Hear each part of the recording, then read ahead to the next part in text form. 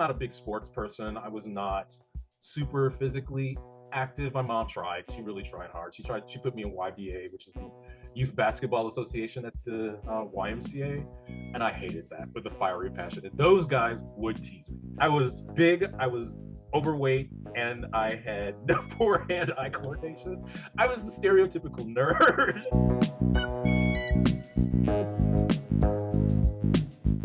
Hi, everyone. So today we have a special guest on the channel. Today we have Bryant. Hey, everybody. Hi, Lydia. I'm really glad to be here. Really glad to have you here too, Bryant. So, Bryant, why don't you tell my viewers who you are and where to find you?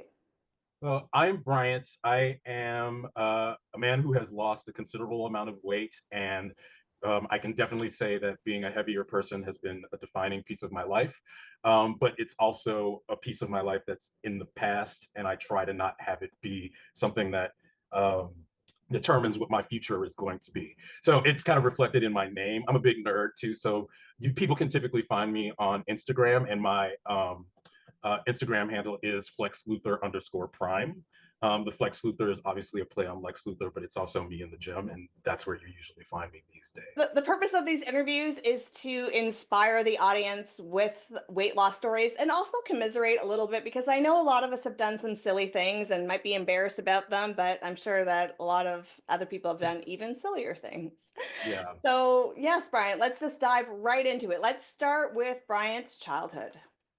Yeah, so I grew up on the south side of Chicago, and this is obviously back in the 80s. And so back then, it was a big deal to have to be kind of be somewhat overweight. Like that's not, we don't think about that now, but back in the 80s, it was still pretty unconventional to be like the bigger kid. And I was a big kid, definitely overweight. And Do you have any but numbers? huh? Do you have any numbers, height and weight? I mean, it depends on age, obviously, but like I was always the kid that was if every other kid was still like in a small, I was wearing a large. And I remember I think I hit an extra large pretty early on. I can definitely like the things that I remember are being my mom was somebody, she was somebody who actually she was very active. She went to the gym a lot. We went to the YMCA. And she got me into swimming. And I enjoyed swimming, but I was always super self conscious because again, I was the fat kid, and I was good at swimming. I didn't realize it so much later on is that having fat does help you in the pool. I was thinking that right now. I'm like, well, you could float. Right. So I was like a porpoise. I was really good in the water and I loved it, but I always lamented being in front of the other kids. Like you're there with your shirt off and my belly is sticking out, and the shorts back then weren't the longer Oh no, they shorts were back then. No, they short. were the tiny shorts back I mean, then. I'm your age, okay? Like I Right. remember. I was Yeah. born in 78. Okay, I remember. So we're the exact same age, right? Yeah. So like, yeah, you remember what that was like. And so it was always kind of I liked swimming a lot, and the swim the teacher liked me, because I was one of his star swimmers. But like I hated. There's a part of me that hated doing it, and it wasn't because I didn't enjoy the activity. It was because I had to be out there exposed in front of all of these other kids. And I was again as I was also taller, so I wasn't somebody that people openly mocked, but you know how kids are. They Yeah. talk and you can hear them. And it's not fun. And it I kind of think that I think in some ways it kind of changed the trajectory of my life because I was a really good swimmer. The swim teacher wanted me to go join like a swim team and like really get into it. And I was just so self-conscious that especially as I got older and I got heavier, it was just, you know, when I hear people talk about like, oh, I was super active as a kid, I wasn't super active, but I was active. But I also like to eat. And so I was always conscious of the fact that, no matter how much activity you've got, if you're eating, Oh you're yeah. you Can't know outrun a bad diet. Impossible. you could not outswim a bad diet. Right. And I'm not a big sports person. I was not super physically active. My mom tried. She really tried hard. She put me in YBA, which is the Youth Basketball Association at the YMCA. And I hated that with a fiery passion. And those guys would tease me, right? Because I was big, I was overweight, and I had no poor hand-eye coordination. I was the stereotypical nerd in the class, except I was the big nerd. So like nobody wanted me on their team, and I learned there's things that I appreciate about the life experience of a lot of people that are overweight and how you kind of learn this dislike of physical activity, because if you don't find your niche, you don't really um, you don't really know what you might enjoy, and people have a habit of taking that joy away from you if you're not particularly good at it right out the gate, and if you don't fit the norm. So yeah, I've always got it, but so I was the sort of kid that when I had my way, I was on the couch, I was watching cartoons, I was playing with Legos, I was buying all types of horrible, horrible junk food after I What would was your leave favorite? school. Oh, I mean, like, so me and Michelle McDaniel have a thing in common because I do like the flaming hot Cheetos. I Aaron did said enjoy that those. too. I did enjoy those, but there's things when I look back at it that I don't know if they still do this. I think they still do, but like you know how they have frozen pies and frozen cakes in the store, in the frozen food section of the store. I don't really buy them anymore, but I remember them, and I think I distinctly remember I had enough money to buy one of those on my way home from school. And my mom, I was basically a latchkey kid, so my mom would work pretty late. And I remember buying one of those and just tearing into it. And I had it in my mind that I was going to eat this entire cake before my mom got home. Was it a Sara Lee cake? Or was I it the no, McCain Deep and Delicious? it was like a chocolate frosted cake. I mean, like I think it's a McCain Deep and Delicious. That's what it sounds yeah, like. it might have been right. And I just like when I look back at it and I think about it, it's like I wouldn't have we didn't have the vocabulary for what that was, but like I would eat, and another part of it too is like I said, I was a latchkey kid, so I was alone a lot. So just I was at home watching TV. I was not somebody that was out running around in the streets like that. So I was the proverbial good kid, but I was at home. And what I would do is I would just eat. I would get bored and I would eat. And I realized it's something I learned was just, I had nothing else to do. So I'd go check in the fridge, or, When when you were a kid, did you put it together that it's the food? Or did you not understand? Did you think, hey, I'm swimming so much. Why am I overweight? you know, I, I'm not sure that I fully thought about it, because um, I mean, I knew. I take that back. I knew it was the food. My mom would tell me it would be the food. Like I said, my mom was active. She was somebody that went to the Y. She actually, on the one hand, she likes to eat relatively healthy, but on the other hand, she grew up in the South. So you know, there were things that she would just like to make. She would fry chicken, or make amazing pasta, or just she was a really good cook. So I liked to eat, and my family we eat. My older brother, um, when he would be home, wow, he all his life he can eat like a plate that was enormous, right? And that just to me was kind of normal. It's we ate a lot, and I think from my mom's perspective, if I were just more active, it might have um, negated it. But she knew like most kids, I wasn't trying to eat a bunch of vegetables. I wasn't trying to eat, back then it was fat free and all of that stuff. I was like, this is gross. This is Oh yeah. disgusting, right? This Yeah. is just not good. Fat free cheese to me today is Well, I remember like when they would go from regular to light, the light was palatable, but then they would go to fat free, and that was like, just disgusting. Right? yeah. It's like, what is this? And To it was this like day, cream cheese, they did that as well. I remember oh buying that, like mayonnaise, like a bunch of things. They went completely fat free back then. I do remember that very clearly. yeah, and it was never good. And my mom would get it because she's trying to be back then. That's what they thought you needed to be doing to be healthy. Thank you, Susan Um, Powder. yeah. Fat makes you fat. Remember that? So yeah, I kind of understood it.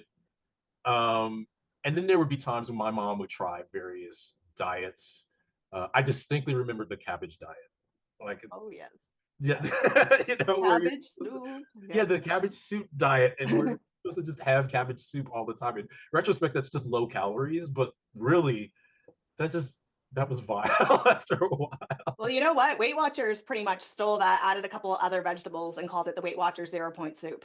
Really, Yeah. it was, you know, if you don't have a taste for any, I think even if you had a taste for cabbage, you can't just eat that all the time.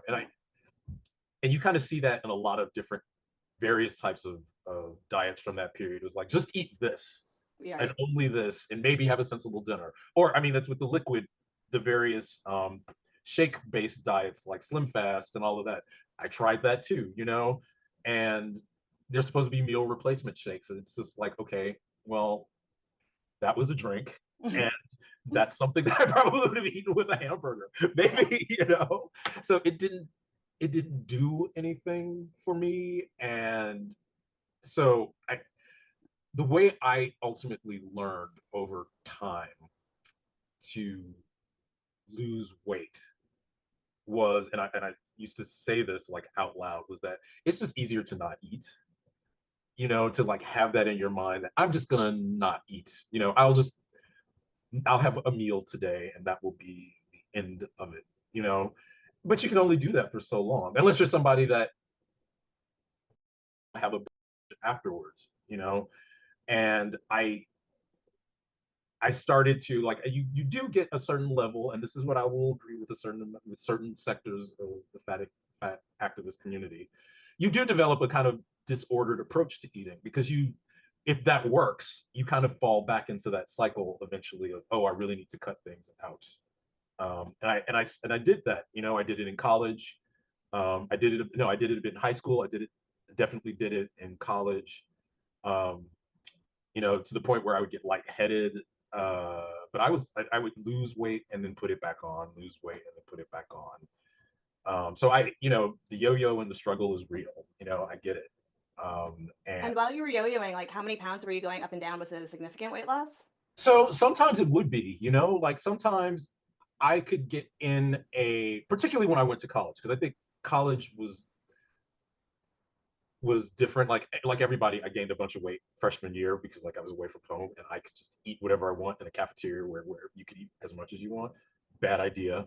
But I did, like, I went to school in Wisconsin. It's very hilly there, so I did a lot of walking. I didn't have a car, so I had to do a lot of walking when I was out there. And I the other thing that I started learning to do, is I would exercise. I would go to the gym, but and this is something I do to this day. I would get up at like 5 in the morning because I could not be there when other people were there. I needed to be there as soon as they open. There's nobody around, and I will get up there and I will exercise, so that nobody can see me, and I would get it. So I could lose like 50 or 60 pounds. Wow, Like, that's yeah, significant. yeah, I would lose a lot of weight. Like my mom would really notice, like, you come down. But then I would go home over the summer and not necessarily be doing as much, not walking around as much, because you just don't need to walk as much just in a big city. So I would put it back on, lose it again when I went back. I took uh, I tried to force myself to do exercise. So you could take classes in the kinesiology department. So like you could take a weight training class or a interval class or something like that for pass fail, and then you would basically be getting um, free training classes and exercise classes. So um, I would do things like that so that I would try to stay active and I would get my weight down. And it hovered around 250 pounds. So I'm not small, but like I'm not as large as I will get later after I get out of school. Um, Once that happened, it took a while for me to get a job, so I was at home a lot. And I suffer from depression. And as I said, one of the things that I learned is that when you're down is that you eat. So I think I benefit to a certain degree from the fact that I never was under any illusions of why I was really overweight. You know, um, my Did you mom have was a not. romantic life when you were overweight? No, not at all. Not at all. Not at all. I was very much like afraid to be in front of people in some respect. I mean, to this day, I don't like taking pictures. So, but I could get up on stage and do something, but you put me in a social setting and I'm terrible. I'm just awful. I don't know what to say. And I, I'm just typically very tongue tied, which people that see me working or whatever don't realize that I also have really bad social anxiety that I probably developed partially from this. I mean, it's interesting how your life experience kind of creates some of these neuroses that we all deal with and that you carry, your entire life. So the subtle bullying that you have, it's still in there. I still remember all of that. Um, but I mean, it never stopped me from doing things. I like to travel. I like to just generally get out and see the world when I can. Traveling was weird. I studied abroad in Italy, and in Italy, everybody was, particularly at the turn of the century, was tiny. Like women were very svelte, and the men were very, very small too. So like, I walk in to we had like a picnic at our where we were living in Florence, and some of the locals kind of made us a picnic. They made food for us, and I walk out there, and there's like I'm the only really big fat guy, right? And I'm also tall, so they're like they don't know what to do with me. They're thinking it's just really awkward, very awkward engagement with people, but they would definitely push food in front of me. They were like, oh, we know you want, we know you'll love this. And I'm like, oh, this is amazing. And it would be amazing. Don't get me wrong. It would be amazing food. Right. But I was just like, I'm gonna keep this up. I'm gonna keep going. Because I didn't really, I to this day, I don't think I've ever really had a full on. I can look back at times in my life where I just ate too much, and Yeah. it was ate myself to the point where I was sick. I did that at summer camp one year where I just ate a bunch of hot dogs and like I became physically ill and was I sick. think they do call that Bryant. Yeah, I mean, like I mean now I would definitely call that, but it wasn't like when I say that it wasn't what it wasn't a regular thing, Right. like where I would eat to that degree, but Hmm. it was definitely if you put enough in front of me, I might keep going, you Hmm. know. So I mean, and I get it in ways now. And So, go ahead. I'm gonna pry a little personally now. If you don't want to answer, you don't have to. I can also Go cut this ahead. out. Just because we are the same age, and I know so the time that you grew up and traumas contribute to how you feel about yourself and depression. I want to know, I know you were bullied for your weight. Were you also racially bullied? I was. Yeah, no, I no, and I say that because where I'm from Chicago, right? So Mhm, like I grew up on the South Side, so my neighborhood was mostly um, African American, mhm, and my elementary school was a magnet school, and we were really young, and we kind of all grew up together. So like my best friend was Chinese, and I always grew up in a very multi-ethnic environment. So I mhm. think Okay. like if you're in a small town where everybody is going to the same school, I often went to specialty schools um, Oh, for like for so magnet schools or math and science schools. So they were like specialty schools where you have interests with the kids that you're around, right? gotcha. So as I tell people, my high school was full of so many nerds that they had to cancel a student council election because the series finale of Star Trek: The Next Generation was airing that night, right? Right?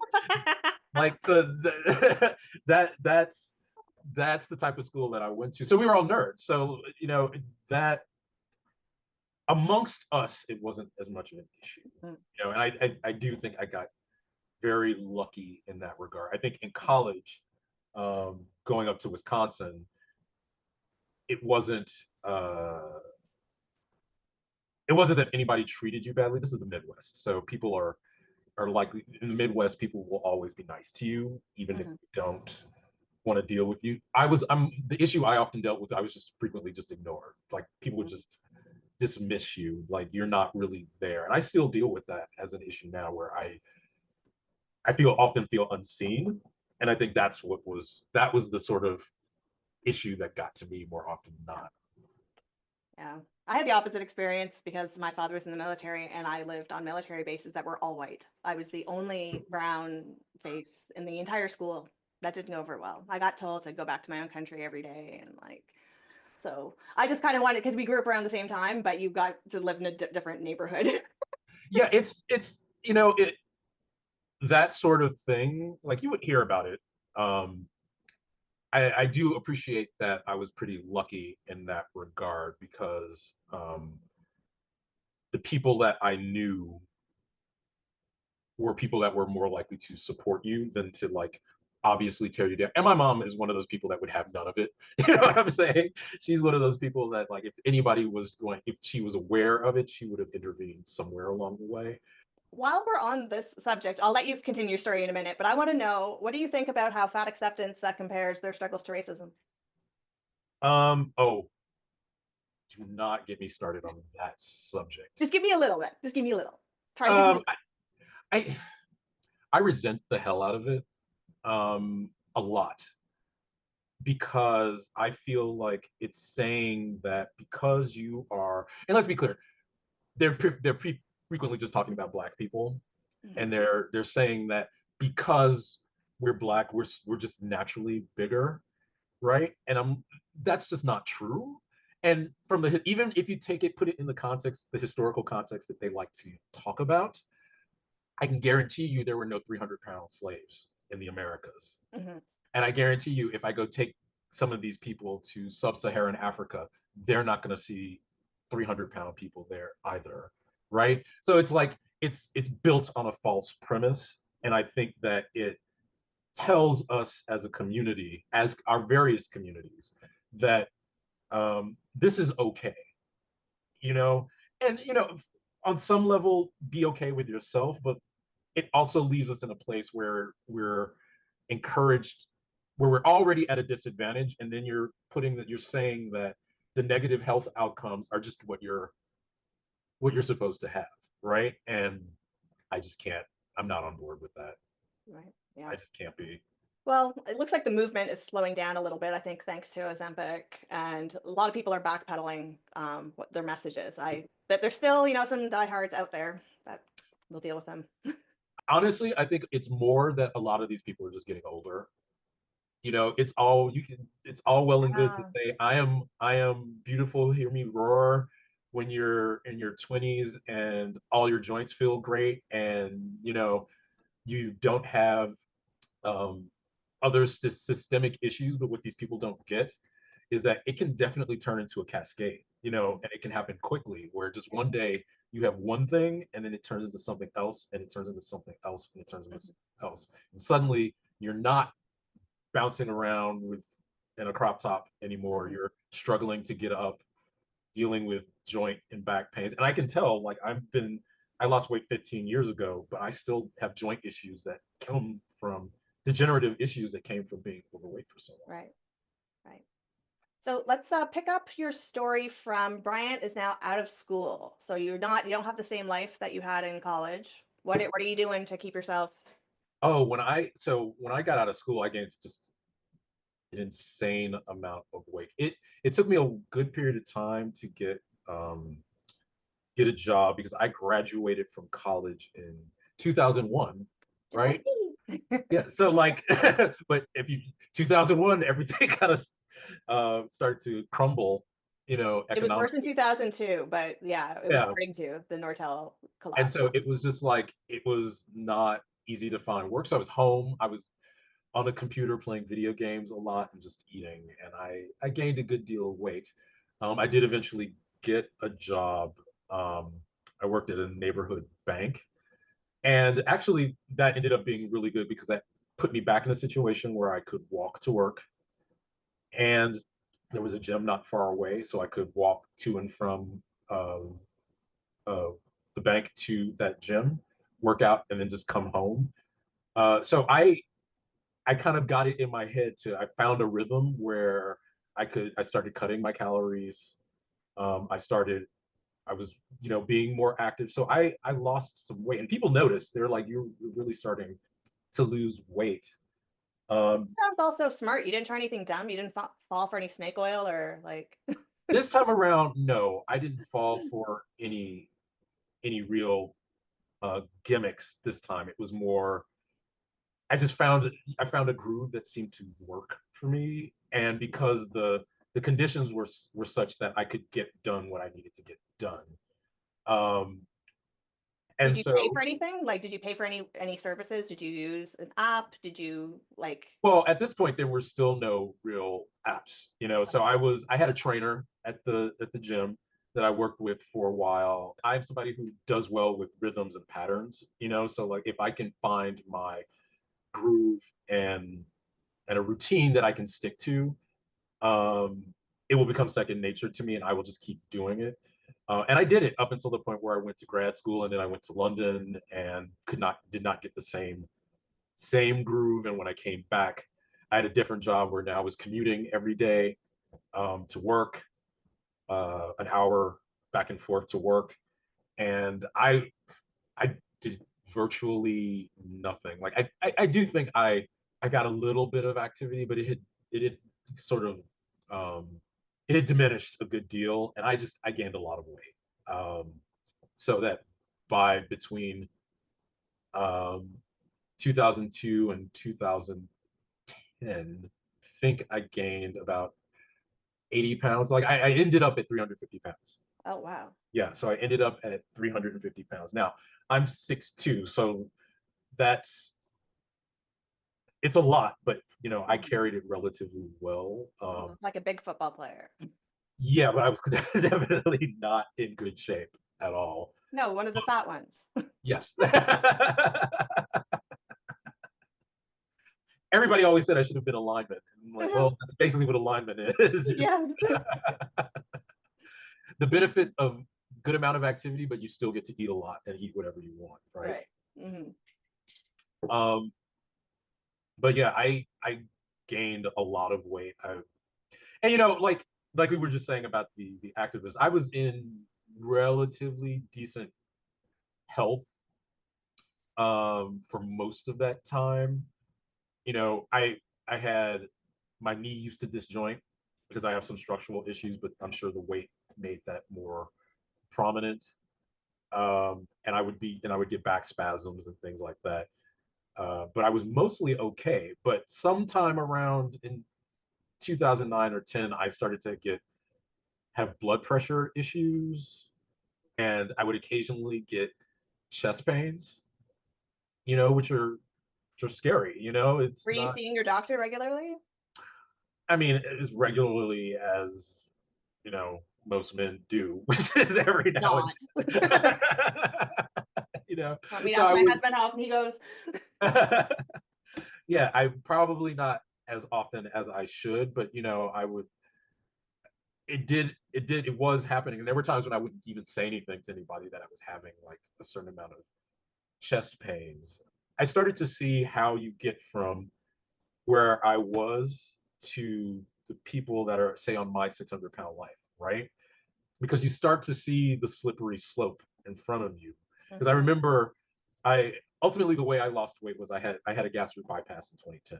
What My, happened that led you like was there one final thing that happened that you're like, that's enough?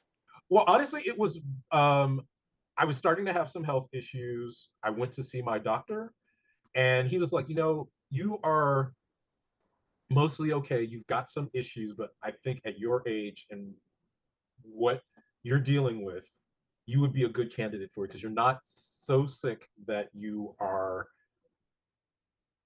a lost cause. You know, not a lost Mhm. cause, but you know what I mean. Like Mhm. where it's super risky and dangerous, but Mhm. you would benefit from this. And Right. I'm not gonna lie. I was when he first told me, I said I would check it out, but I was like I can't do this. I can't fathom Mhm. uh, doing this. And I remember thinking at some point, I can just if I do this, all of the things I'm not going to be able to not going to be able to eat. Like when you start Mhm. to think about that, Yeah. that's that's an interesting thought process. You know, when you start to Mhm. think like your life has now been so defined by what you eat that you might not make a choice because you can't eat something in the future, right? Right. And I almost did it, but I remember I distinctly remember I was moments I was starting to have issues on stairs. You know, um, I was very mobile, like at that size, you're not immobile in any way, shape, or form, but I could feel it. And, I was on blood pressure medicine at that point. So that had started. And here's the deal. My family's medical history is just a cornucopia of issues. They've got the full spectrum of heart disease, diabetes, various cancers, So high adding weight to the blood. mix is you're a high risk case already. Exactly. So And so like now you can see the future down the road. And I was scared, and I didn't take the process lightly, but I decided I'm gonna do this. And I committed. And one thing that was important to me was I said, if I'm going to do this, I'm going to really do this. mhm. Like there's not going to be I am not going to fail at this. I am going to make the absolute most of this opportunity. I Uh, love that saying, genetics loads the gun, but lifestyle pulls the trigger. Absolutely. Absolutely. You have to make a commitment in your head, no matter how you choose to do it. You have to commit that you're going to succeed at this. And I think that's one of the things I absolutely that enrages me the most about the fat acceptance movement. Mhm. Isn't that they think that people should be treated fairly? They should. It's that they tell people at the outset that you will fail. That's their one of their number one message. You'll just gain it back. If I see one more person just say that, you'll just gain it back. That's awful. I know so many people that have lost weight and kept it off. It's just like we're Right, not part of any sort of statistics. right, We weren't part of a study, but we just did it. right. And it's it's negative thinking in any other context. Oh, you're just not going to get that job, or you'll just get fired, or Mhm. you're not going to graduate from school. You'll just drop out. I mean, you think about Yeah, that in any other context, yeah. you wouldn't even want to be around somebody that would tell you something like that. That's exactly the kind of stuff I put in my cartoon videos. You know that, right? Like what you just said. I'm like, I would have an animated thing like, you should, they're just gonna fail. Like I'm putting the snare in my head. Yeah, that I mean that it's cartoonish in and Yeah, of itself, yeah, right? That's the yeah, sort of thing you see a Simpson character say, right? You'll just get yeah. it back, right? And it's awful, and I think if you're the sort of person that can commit to saying I'm not gonna let that be me, and that was me. I said I'm gonna have these people are gonna cut inside me, and I'm going to do this. I will not be somebody that has to come back and have this done again, because there Hmm. are people that do that. Yes. I said nope, not gonna do that. We're not gonna do that. And I just didn't want this to be a problem anymore. That was my whole thing. I realized so much of my life has been defined by being overweight, the things Hmm. I could and could not do, the places I could and could not go, the people I would and would not talk to. Um, so much of it had been defined by this thing, and I was just determined. I'm gonna see what I can do. I'm gonna carry this as far, ride this as far as it will carry me. So when I had that surgery, I remember the practitioner told me. She said, "You will lose um, you can lose up to 70% of your weight in the first 18 months." Oh wow. And yeah, in the first 18 months. And I said, bet, I'm going to beat that. And once I was cleared to go, I hit the gym like a madman, um, and just really, really drove it hard. I didn't even worry about weights or anything like that. I worked on my cardio. I kept my diet clean. And you were like, how soon were you able to dive into this after the surgery? I mean, like, what about You recovery? know, yeah, I don't totally remember. And here's the thing: I had my my surgery was incredibly. I don't know if I just had an amazing surgeon, but I had no pain. I was never well. I learned what dumping is, so because I ate the wrong things. But like, I had no real pain or anything like that. I barely used my pain medication. Had no real issues whatsoever. In fact, I think I took a week off from work, and I didn't even feel like I needed the entire week, because I felt so good. And I think I went back and started working out about week 3 or 4 from that. I was cleared to just start. And, at that point, I'm not doing anything crazy because I'm still 350 pounds. But, So you weren't like throwing up all the time like Remy Bader after her weight loss surgery. here's the thing. The reason people, I mean, I shouldn't say that. I don't know what surgery she had. It depends on the surgery you have. Um, and also, quite frankly, if you adhere to the diet restrictions. Um, for me, there were occasions where I couldn't throw up. I actually can't have a hard time throwing up. That like I would just dry heave, and it would be because I ate something that was dry, it got stuck, or I ate the wrong thing and it just made me feel ill, right? If you eat something that's too fatty, if you eat something that's too sweet, if you don't properly chew, like steak was hard for me because it's hard to it's you have to really chew it down into small pieces to be able to digest it properly. So for a long time, I could barely eat something like steak. But I otherwise stuck to my regimen, which ironically ended up being what I needed to do for weightlifting, which is focus on your protein, keep the carbs in check and relatively low, and basically low sugar um, diet, and keep an eye on your calories. This is what when you step back and you look at it, this is what actual healthy people have been doing all along, right? Yeah. It's just it's sort of like this is what people that keep weight off just have always done. The Uh, same message packaged differently, but it's right. always the same message. It's all the same message. It's all just keep control of what you eat and get Hmm. plenty of activity. Yeah. And I hit the activity hard. Like I went berserk. I lost um I think I got 90% of where I needed to be off in those 18 months. The nurse said, I wish I could take your energy level and at least divide it amongst three of my patients, because at least I'd have three relatively healthy patients instead of one extremely healthy patient. But I got off my medication, Oh wow.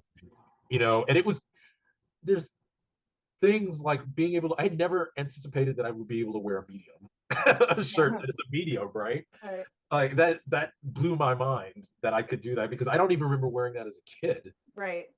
You know, I started thinking about it, I was like I remember wearing extra larges and larges. I don't remember being able to wear, so being able to go into an ordinary store and just buy clothes, because at that Mhm. point I was going to the big and tall places, which were really expensive. Because Right. remember, up until fairly recently, you could not get, for men Hmm. either, really oversized clothes in a lot of just standard Right. retail shops. Now the Walmarts not have it, but back then no. Right. Walmart has it now, and it's ironic because I feel like when I go, if I were, I don't shop in Walmart very often, but if I were to go in there, I wouldn't be able to find the smaller size that I'd be looking for. Right. Now the big sizes are everywhere, which is again why I always laugh at the critique of I can't find my size. I find Walmart sizes are really weird. I was like 8 months pregnant and I could wear a regular small. Like it's weird. They do seem to run large, Yeah. right? Um, but yeah, that was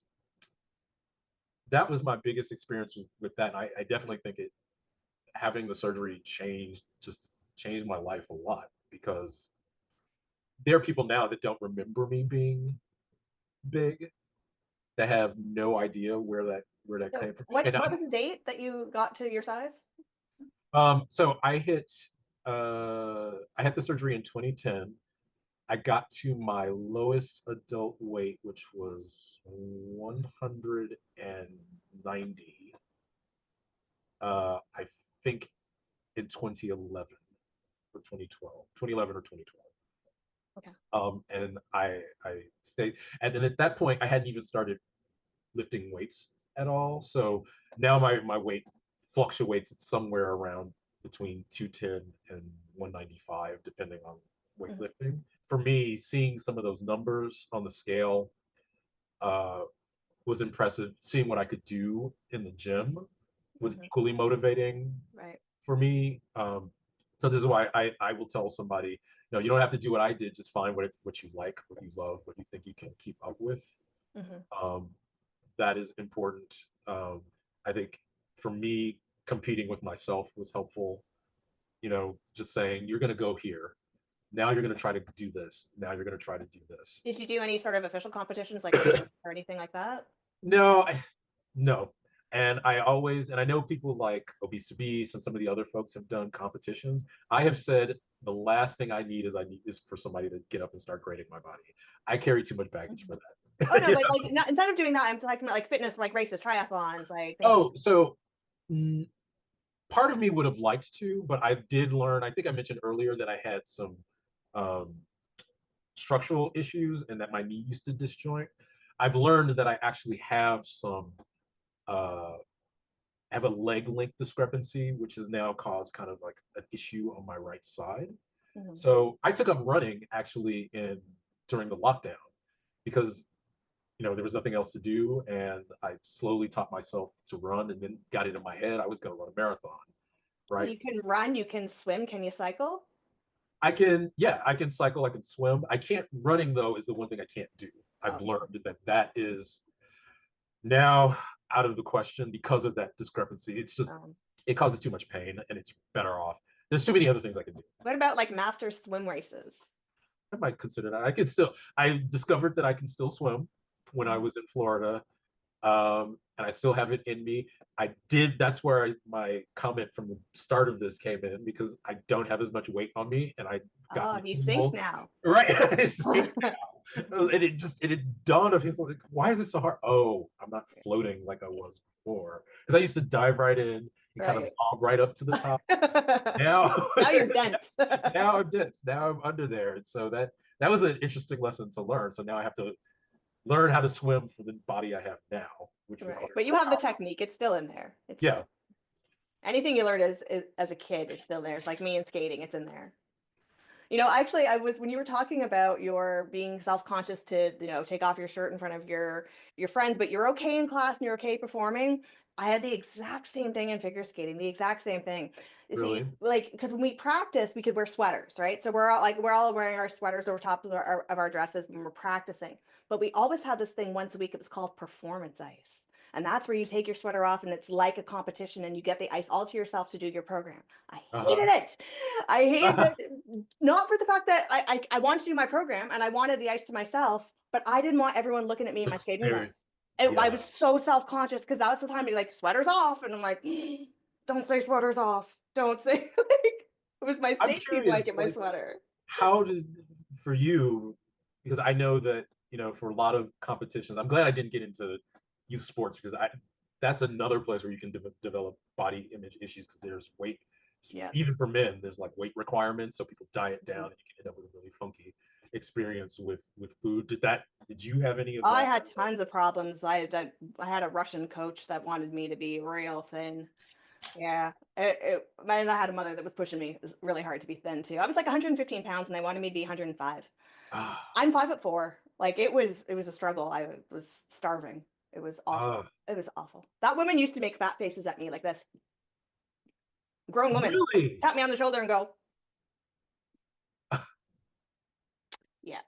That was my teen years. That was fun. Oh my God. It's stuff like that that reminds me, like when I was a kid in school. Um, my teacher would get one of my teachers when I this is my third grade teacher would get angry at me and call me a bull in a china shop. Hmm. And it's like you're so big and you're just in the way, and you're Yeah. just like, oh my God. And it still sticks in my head, Right. And yeah, adults don't realize what they're doing to the next generation sometimes when No. they do stuff No. like that. Yeah. It's Okay. been over 10 years since the Bryant transformation. So, have you had any slip ups? Like, it's been a long time. I mean, I yo yo. Like, have you Uh, had any episodes where you gained 10, 20, 30 pounds, or have you sure. just been good?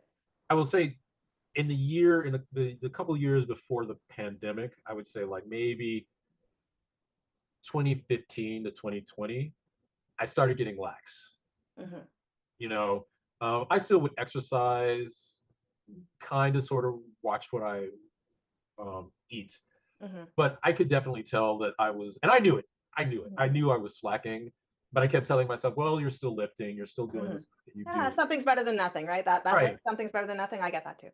And then there was some point, I think, when I went to the doctor, and the doctor has never said anything to me about my weight since, because he's like, "You're great, right? You're nowhere near where you were." But I think I got up to,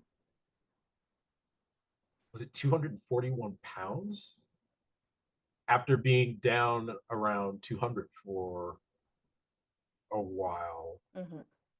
And maybe was it 240 or 230 something, 230, 240, something like that.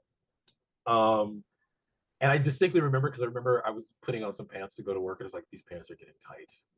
That's the That's the worst feeling. I hate it. right. And it's like, I'm gonna rip the ass. I'm gonna and I have ripped many a pair of pants, in my life.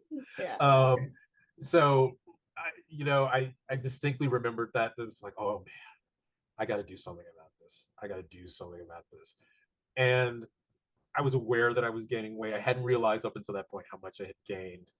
Um, and honestly, I think now it might have happened anyway. I think around um, 2020, I got a new Apple Watch, and that Apple Watch has been my tool to help me keep my weight off. Um, it's just annoying enough that it taps into the competitive You part of need to my close brain. your circles. You You need need to to close it. close your Closing circles. those stupid circles has been a huge motivator for me. Yeah, I don't know why. I know. I have one too. Closed circles. It's closing the stupid circle, It's getting like the while little you're watching, I'm badge. watching TV with my husband's like, why are you standing? I have to Right. close the circle. Yeah, the you haven't moved in a while. That's kind of scolding you. You haven't Yes. moved in a while. So like closing those, but it's been uh a great motivator for me getting those little competitive things. Like it taps into the part of my brain that competes with myself. You're like, oh, I want to try to do this. I want to try to do this. So that helped. But ironically, the pandemic really made a difference for me. Mhm. You know, I know a lot of people got stuck at home and um, gained weight. I think a lot of us did at the very beginning. But I distinctly remember I was like freaking out the day they locked down. I was about to hit a goal on my watch that day. I distinctly remember that. I was like, today is the day I'm supposed to hit this goal, right? But the gym closed, right? I was like, oh my god, what am I going to do? And then I like went and tried to run around the block, and I couldn't do it properly, right? Because I'm just not a runner. Mhm. Um, but I remember part of what was in my brain was, oh my god, I'm going to. This will be the first time in forever where I can't do anything, and I was terrified that I was going to gain the weight back. Mhm. Even though I had gained some back, it was Right. enough that it's like it wasn't so much where it was like I was suddenly freaking out. This had me freaked out. I was like, Mhm. I cannot go. My promise to myself has always been, you are not going back where you started. Right. You never want to go back. Um, and I said to myself, you're going to figure out how to do this, how to make this work. And that's how I took up running. I slowly started. I said, I'm going to go for a walk, and then I would go for a longer walk, and then I would go. I found a path that leads to a big park that's near me, and I walked all the way around that park a couple of times, and would come back, and then up to that point, I started um, jogging. I said, I'm gonna jog from here to that light pole, and then I'm gonna jog from here to the next light pole, and even if I have to walk another block, I will jog a block after that, and then eventually I got to the point where I was running the complete path. Um, and I went to see the doctor at the end of 2020. And when you go in, you get your weight checked. And I hadn't really checked my weight at all. And the nurse looks at it. She writes down the numbers. She's like, "Wait, did you lose 20 pounds?" And I was like, "Wait, I lost 20 pounds." That's awesome, right? I'm almost back to where I need to be Right. in that short of time. So I mean, it was I started to get into the whole running thing. And I think for me, because I still get up before the sun comes up and would Mhm. go and do it. It would be out and it'd be peaceful. And it was for me, exercise has always been as much about the psychological benefits as it has been of the physical benefits. Yep. And just being able Partners. to be, huh? They're partners, like mental health and Yeah, physical health. They're partners. They need each other. yeah, and just being able to get out there early in the morning. It would be super quiet, super peaceful. You would see animals that you don't usually see in the city running around, and it's just like it became a very zen thing for me to do, and it became, as part of lockdown, it became like, this is what I do every morning. I would get up, go for this walk, go for this run, come home, fix breakfast, sit down at my computer. Like that became my routine for all the months. Routines are key. Yeah, Routines are key because if you do something enough, you're just on automatic pilot, you'll just start doing it. Because as soon as you have to introduce choice and pauses, that's when you're going to go off. If you have right. like a choice, oh, I can go to Starbucks or go to the gym. What are you going to choose? Don't introduce Right. the choice. The choice never exists. This Right. is the path, and you just keep on taking that path over and over and over again until it gets ingrained. Right. It definitely is the case that you just sort of, and it's that whole being on autopilot after a while. Yeah. People are like, oh, how do you get up? I'm like, well, I'm used to getting up now. Mhm.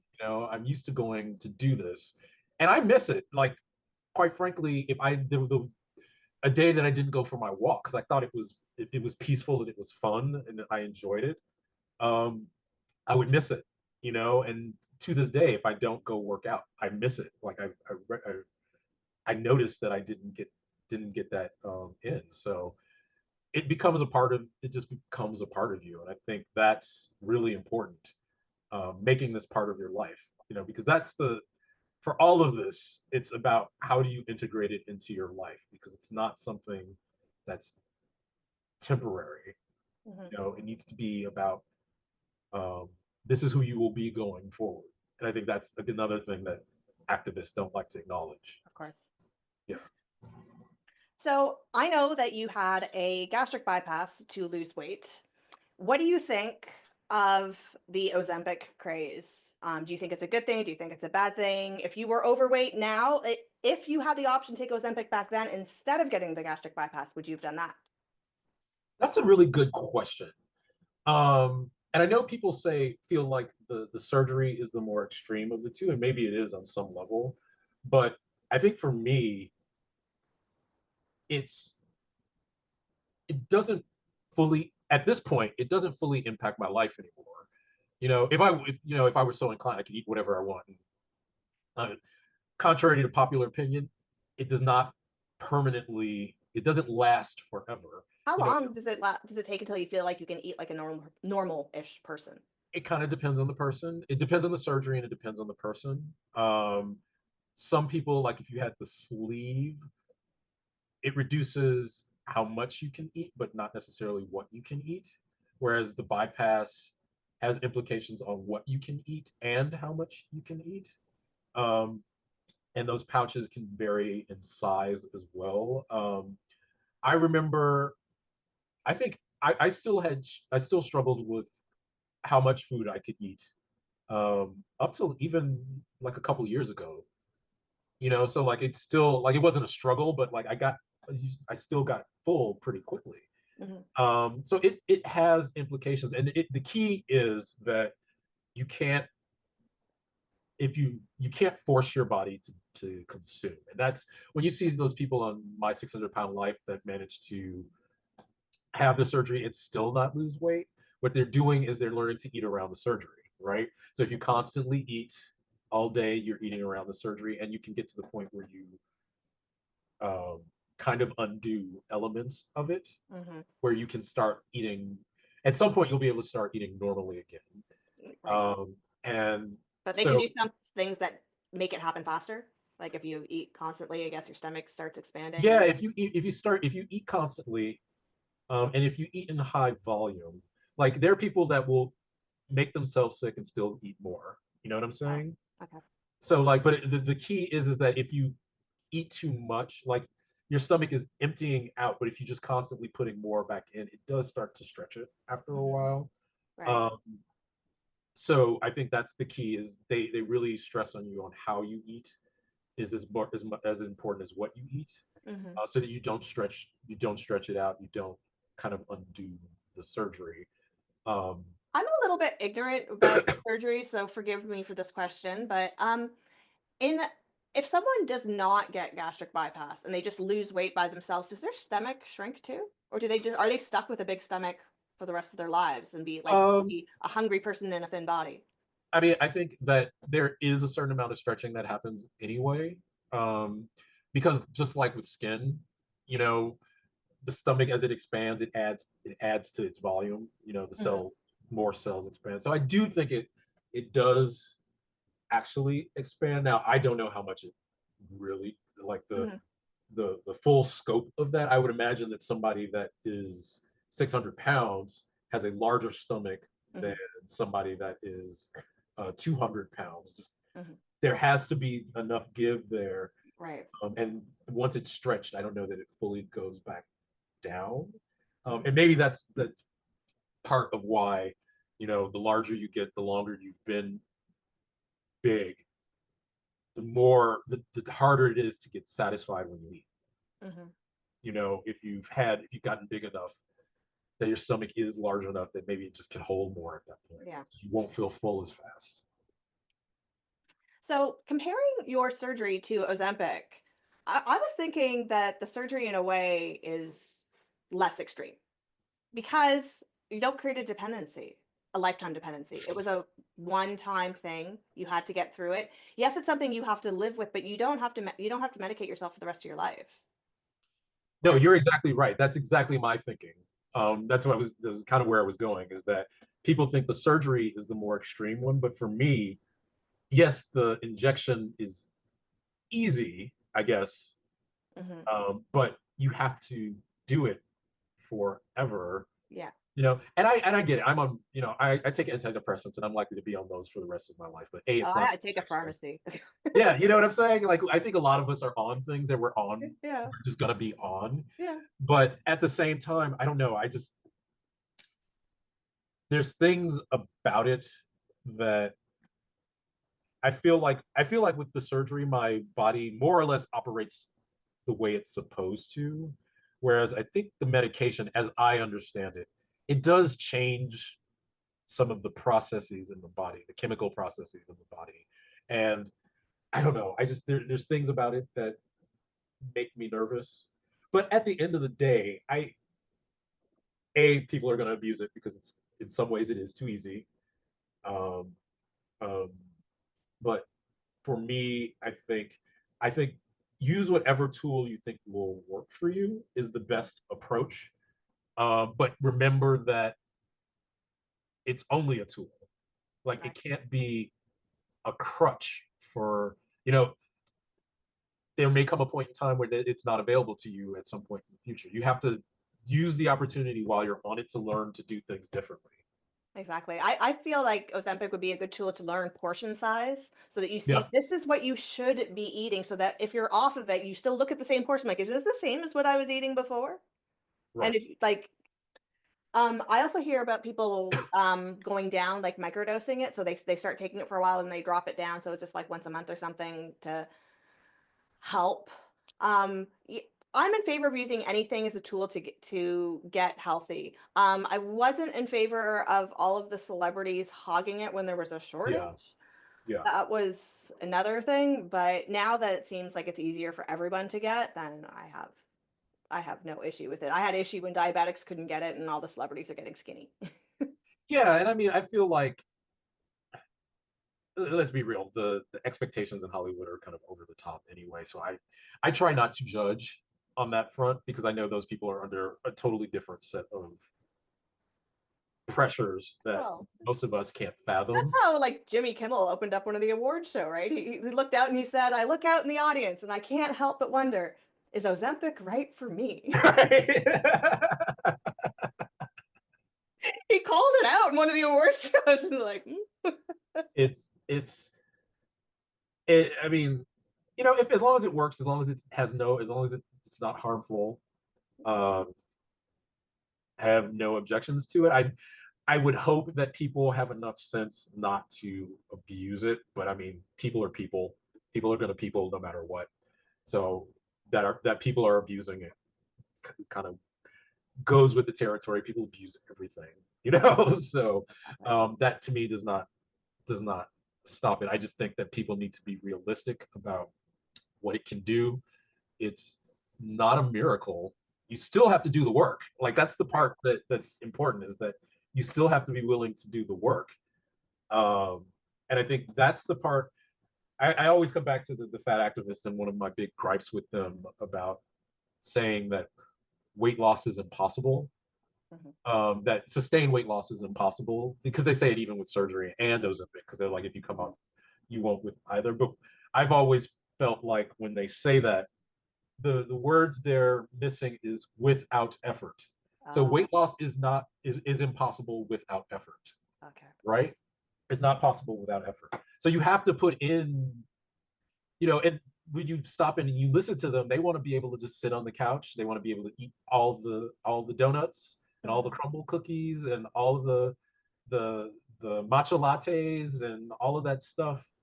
Um, and not My biggest pet peeve when I was, well, young, thin, and at work is when older, well, not necessarily older, but larger women would always come up to me in the office and tell me, "You're so lucky that you're thin." I'm like, "Lucky? Lucky went to the gym this morning. right, Lucky's eating a salad. right. Lucky, Lucky is gonna walk 15 minutes or to get her car or whatever. Don't Yes. tell me lucky."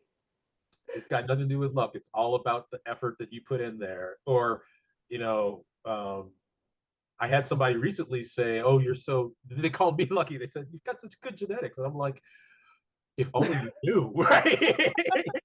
What do you do with them? They might Right. exist, but you can show the old picture and like, look what happens when you don't do anything with them. It's crazy, and it's just the. I have respect for people that um, have did this the hard way, the long drawn out way. I've just mad respect for that. But I think anybody that's going to take this journey needs to go into it knowing that it's a lifelong thing. There is no end. That's the other part. Mm. Yeah. That's It's a the part lifestyle. that, It's not a diet. There's no end. You do this right, forever. right. And that's the part that you just won't you keep they get mad about. It's Hmm. like this has just got to be life, It's life. right? Yeah. This is just life. It's not a diet. It's just life, Hmm. and that's why you can't make it crazy. You just have to figure out what works for you. Hmm. And I think there are things that work for everybody. It's just I get I'm mindful of the fact that mental health is an issue for a lot of us, Hmm. and so that it's not easy. Time is difficult, and we're all many of us are self-soothing in various ways. So like I'm sensitive to all of that. You know, it's just there's a reality that if you want it to be any different, it's there's no easy way to do it. Because Ozempic, Right. as good as it still will require you to not eat that next cookie, Yeah. or it might require you to get up and go for a walk every now and then. Because I think Right. I forget the percentage of weight lost on that is significantly smaller than it is for like surgery. Hmm. I think it's like 30%, something like that. Yeah. Um, I'll find the statistic. yeah, I think it's a lot lower than it is for weight loss surgery. Um, so that's something to keep in mind too. Is like you have to. I think, yeah, I think that's one thing that I would leave anybody that's also going on this journey is have realistic expectations of what's going to come Right. from this. Um, I accept that I will never be an insta model, no matter how much I lift weights or anything like that, because I have skin that I have to deal with. Hmm. The loose skin is real, Hmm. you know, um, and you got to be psychologically prepared for that. No matter, and everybody's going to get it. If you take Ozempic, if you Hmm. get surgery, if you do it the natural way, everybody's going to get the loose skin, and Hmm. that's not easy to come to terms with because when Hmm. you start on this, you have this vision about what you want to look like when you're done, Right. and your skin might not let you look like that, Right. and you You might look be like that underneath.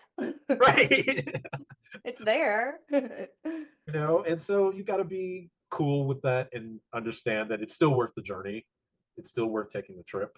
Hmm. Um, yeah, I wish I could get my some of my skin removed, but I'll live.